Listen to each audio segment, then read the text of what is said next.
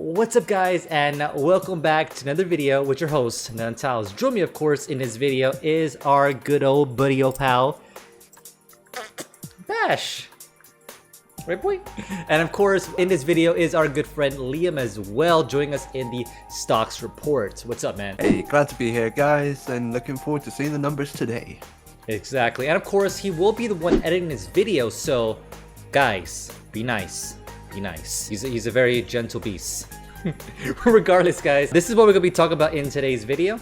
Pretty much everything right over here. Obviously the big news of course is AMC. Huge spike this week. We're gonna look at it, we're gonna find out, but we probably know why. And that kind of relates to GME as well, GameStop, but we're not gonna go ahead and add that ticker in here. But for the most part, those are pretty related for the most part. And the big three that we're gonna be talking about is Sony, Nintendo, and Microsoft. The reason why is because E3 is around the block. I want to say about 2 more weeks from now time frame, and it's going to be pretty epic. And I kind of want to do a kind of a baseline of where they sit right now to see if maybe E3 has some kind of impact in the stocks. And that's what we're gonna have like kind of Liam's opinion on here, a fellow gamer, to see what he thinks.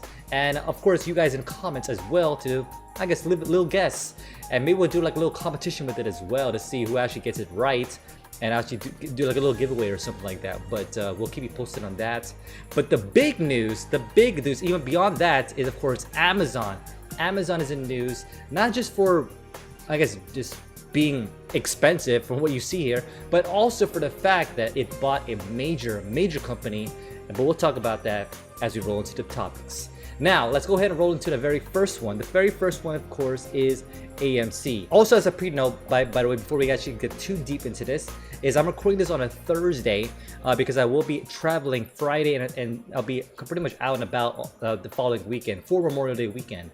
So I won't be able to actually be here on Friday to record it. So basically we're recording it on a Thursday, and we might keep that tradition in the future because Fridays are typically very busy for me. We definitely try to keep these videos at least weekly for you guys, if possible. But yes, let's roll into AMC right now. So this is AMC. This is the, believe it or not, this is the 1 day history, guys. We were sitting as low as $12.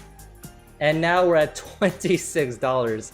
And of course, this is not even the end of the week, obviously. Friday, we might even see more spikes as Friday rolls around the block.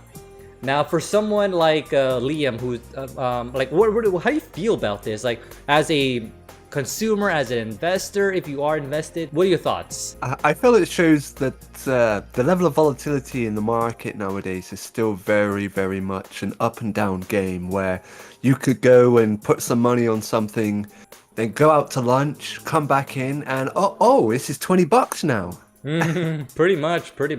That's a huge spike for 1 day. But let's look at the 1 week history. That's what we're all about here. The 1 week history. I guess because the week hasn't ended yet, that's why I can see the 5 week, the 5 day history. But let's go ahead and actually do 3 month history. Obviously, this is the 3 month history right now. Sitting as low as $9, and of course, just maybe a month later, roughly, we were sitting at these incredible highs. Now, obviously, this relates also to GME as well. I guess we can flip to GME real quick to see. This is GME's 3 month history. Not as high as it used to be. It was as high as looks like about 280. So it's definitely below that. If you look at the left here, 254. But let's look at the 5 day history if possible. So even the 5 day history on GME is also pretty fantastic.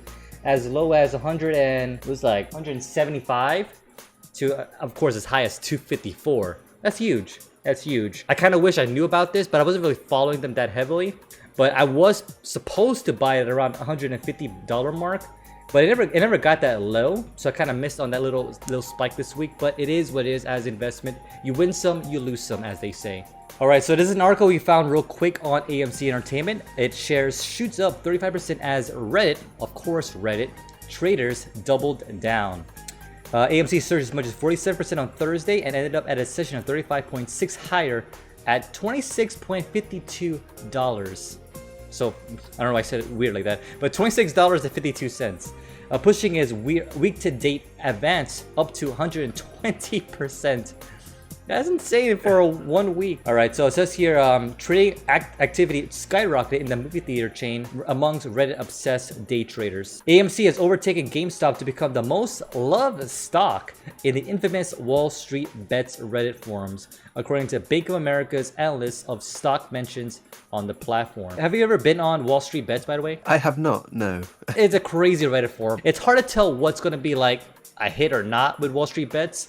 So you're really betting on what you think could be potential. But obviously GameStop and of course AMC has been the number one, number two selections in Wall Street Bets. It shows that, yes, according to this quote here, AMC rocket ship. Invested all my savings in AMC. Wish me luck, guys. Wow. That's a quote right there. That's a quote right there. From a Redditor nonetheless. Yeah. Hopefully guys, money back. This is the big one that I kind of want to mention here real quick, is short sellers betting against AMC has incurred a $1.3 billion loss this week alone. Just this week. Wow, imagine being one of those short sellers losing $1 billion. That's kicking the drawers, my friend. Indeed. Now, of course, like, what I do believe about the AMC though is, of course, as you guys know, with the pandemic slowly drifting away, with more people getting vaccinated, they're more out and about trying to actually watch movies in the movie theater instead of at home or using the stream platform like HBO Max, for example. So they actually want to be out there. So it makes sense why it's going up.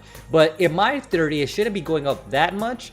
But at the same time, Reddit, of course, has the power to rule mountains, basically. With Reddit, plus the fact that people are more going out and about, that's the reason why of this huge spike. Now, as a long-term investor, this is definitely something I feel very risky on. Like, I definitely wouldn't bet your life savings on this. If anything, if you want to be in the game and just want to play, have some play money, definitely jump into it, because I feel like in the summer, especially in the summer, and as we get to the fall and winter when more movies are coming out into the movie theaters, obviously it makes sense that that stock will go up and keep going up until the rest of the year, because more people, of course, want to experience more outdoor experiences except being stuck at home. So that makes sense in that aspect. As a short-term investor, very risky, but if you have the play money and just want to see where your money go, especially in that lunch example that Liam said, go for it. Like, your $20 could turn to $40. You just never know. But if you lose $20, you just lost $20, and it's not gonna hurt your mortgage payments. It's not gonna hurt, like, oh, do I have enough food to feed the babies? Like, obviously we need to feed the babies. We need to feed you. You're too skinny. That's all I gotta say about that. Liam, any closing comments? I feel that comes down to the volatility of something, is especially the market, but when you start taking account into the Reddit side of it, there comes a bit of a hive of an echo chamber, and if you're not tuned in right, that echo chamber can steer you wrong. Exactly. Now, speaking of echo chambers, which is a horrible transition, but today's sponsor for today's video, Public. Public, of course, is the public stock that we use here in the collective community, as well as, of course, in the Study Boys community channel that you're watching today. Now, of course, Public, if you guys don't know, is a service that provides a stock buy experience. You can interact with other users in that platform to see what they're buying, what they're selling, why they're buying, and why they're selling, and that nice community base that we love here in the Study Boys channel. Now, if you guys use our affiliate link down below, you get up to $50 worth of shares. Now, it could be with AMC, it could be with Tesla, it could be any of the stocks we talk about in today's video. Of course, that is totally up to you how you guys want to spend your money. But yeah, guys, definitely check out our affiliate link down below. It will also help support the show. And of course, back into our main topics. All right.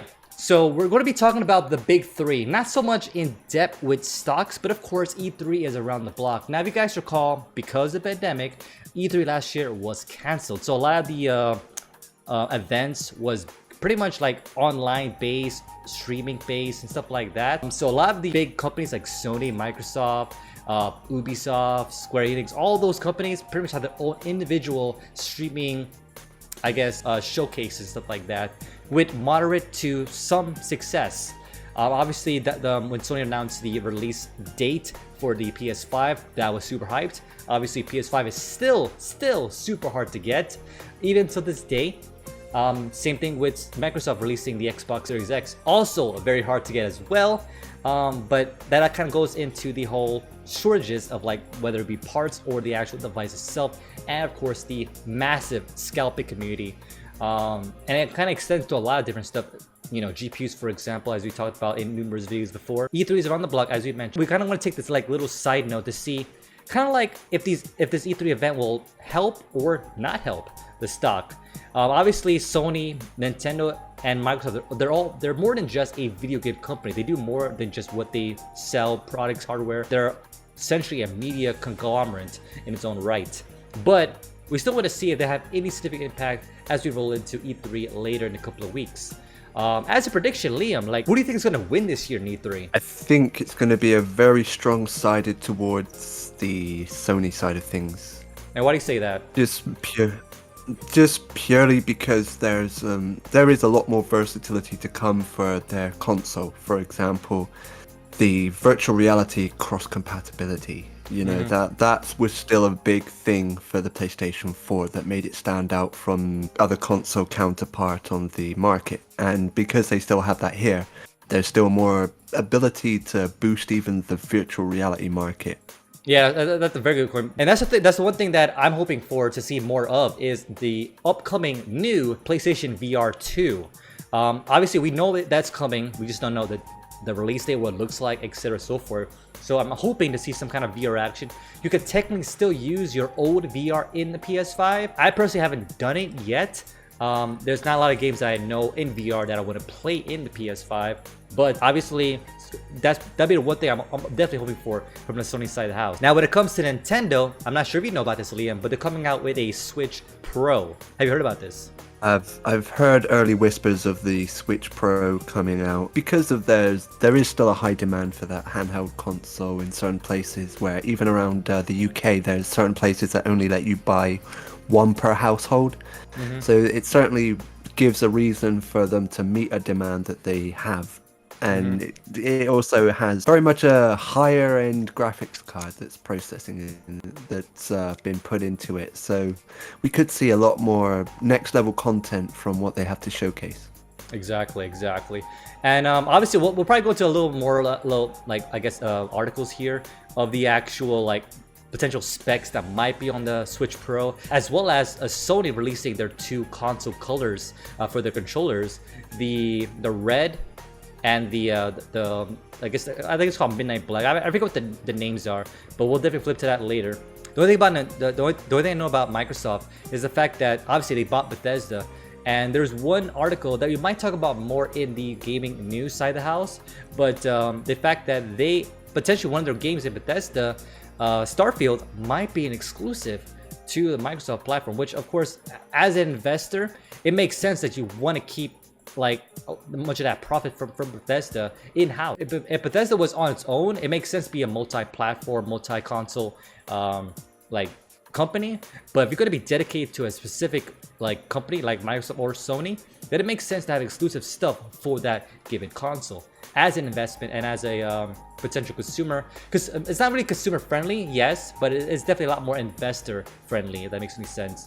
But that's kind of what we're talking about here in this video, but we'll get to that more later.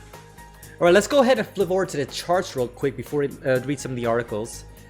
This is pretty much the look of Sony right now in the 1 week history, sitting at as low as $96, as high as $99. So that's actually very good for the week. So very good. Obviously Friday is still around the block, could easily dip down, but as of right now, from Thursday's recording session, it looks very promising for throughout the rest of the week. For Nintendo, kind of stagnant, but for the most part, very positive. As low as $73, as high as $77, kind of dipping a little bit around the $76 on this closing Thursday. For Microsoft, also pretty positive for the most part as well. As low as $245, as high as around $249. So also very positive. But of course, this would be a good baseline to see how it falls when E3 comes around. What are your predictions, Liam? Do you think all three are going up at the end of E3?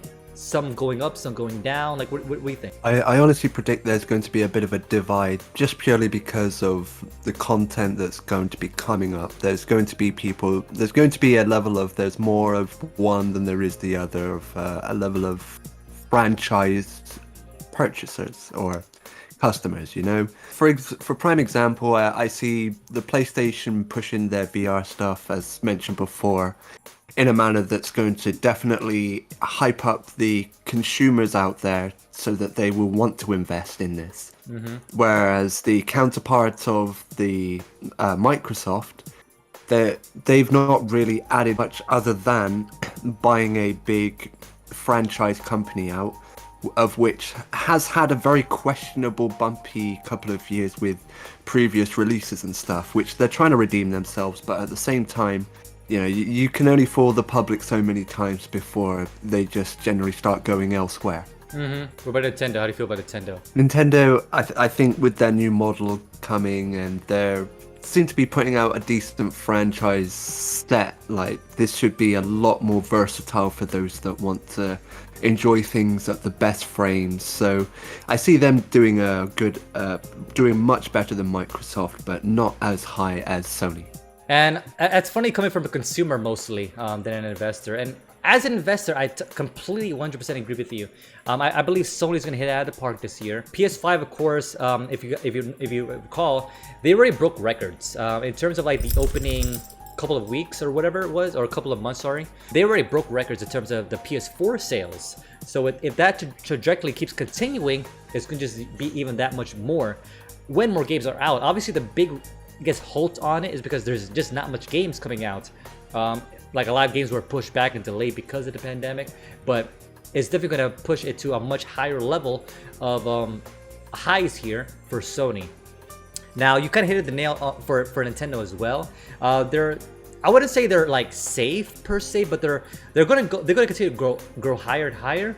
But there is much more of a steady incline, incline than it is for Sony. I think Sony's gonna be more of the higher elevation than it will be for Nintendo. And of course, Microsoft, to me, I feel like it's actually might dip a little bit in terms of like their market shares. Now, of course, Microsoft is a massive company, billion-dollar company.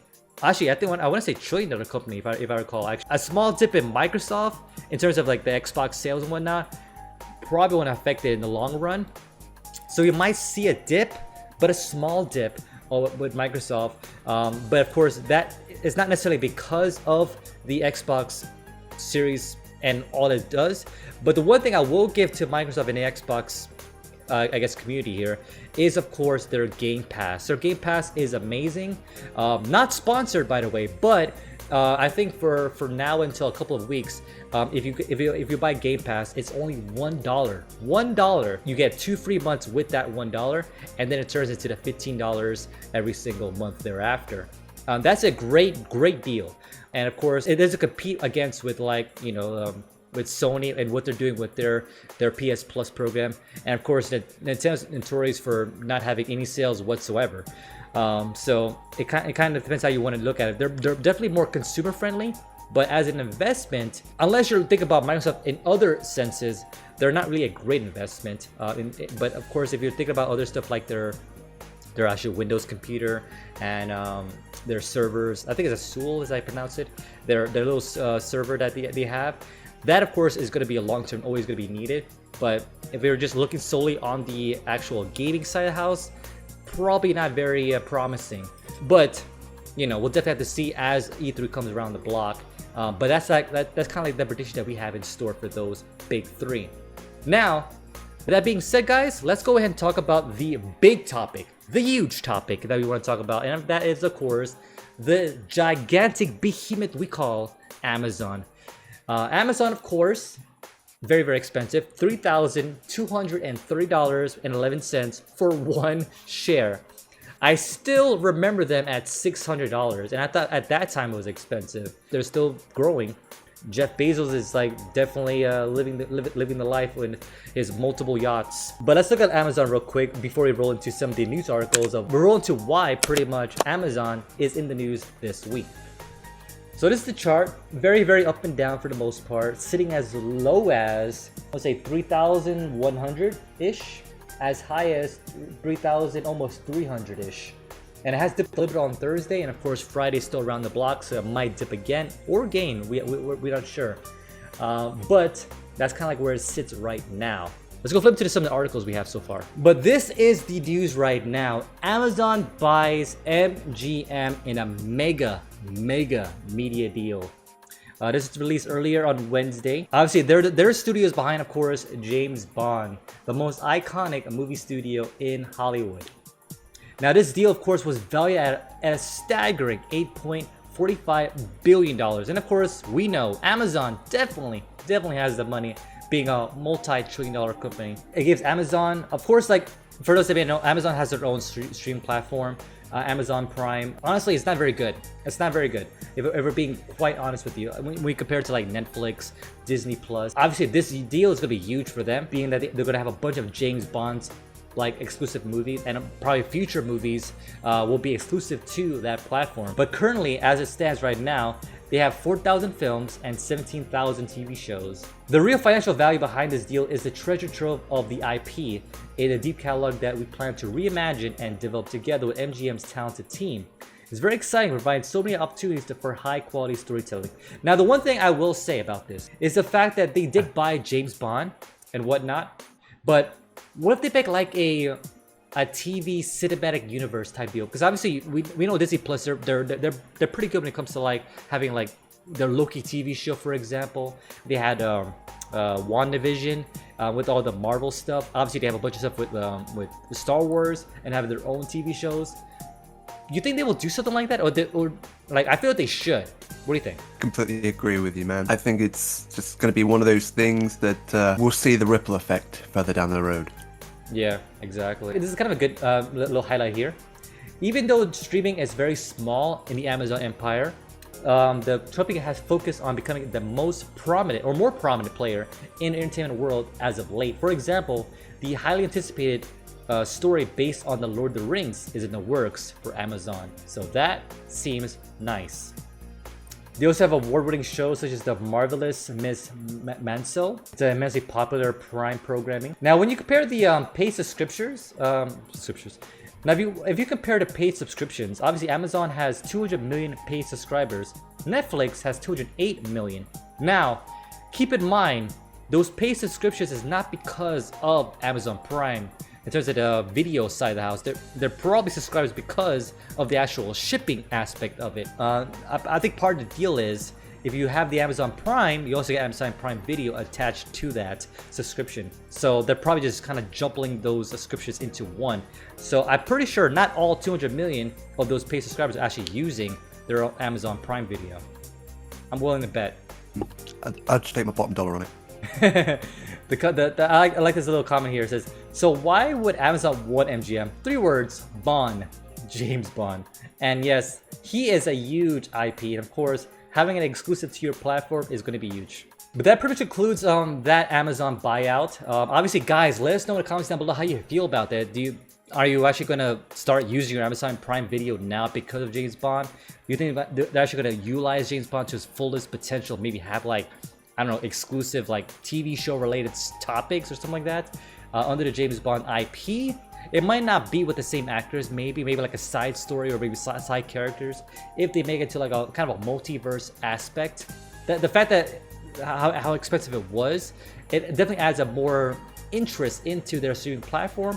But of course, they have a long way to go in terms of competing with like Netflix and Disney Plus, because they need more than just one good IP. They probably need multiple good IPs for people to be interested in that streaming platform, because obviously their hard-earned cash is not going to be on every single aspect of it. They're not going to buy every single streaming platform out there in the world unless you're like super bored with life. But for the most part, like, people have their own, I guess, interests of what they want. Now, the fact that it's included with the whole shipment and you know free day shipping and all that, they might not even know they have a subscription with Amazon Prime Video. So just something to think about. Are you guys subscribed to Amazon? Do you even use the Prime Video? Let us know in the comments down below as well. Very curious because me personally, I watch it for a few shows, but there's just not enough in there for me to actually stick around and stay for the entire time. I'd rather just go to Disney Plus because right now they're killing it, quite honestly. And as a consumer and also as an investor. So definitely keep an eye out, see where this goes, but it's definitely in the right direction for Amazon. But because their streaming platform is such a small percentage of their overall market, it probably won't affect it too much, either positively or negatively, if it does well. But we'll keep a lookout for it. Obviously, that's all we got for today's video. Alright guys, that pretty much concludes it. Hope you guys enjoyed it. Obviously, special thank you, of course, to Bash. Did you have a good time? Yeah? Yeah, you probably did. And of course, big shout of course to Liam from the Collect. Always a blessing and very much appreciated for having me. Obviously, yeah. And guys, obviously, big shout of course to our sponsor for today's video, Public.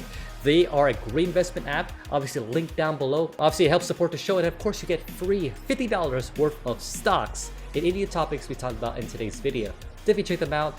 We always appreciate it. And of course, if you haven't already, be sure to hit that like button, subscribe to this channel for more future content. And of course, thank you again for Leah for editing this video.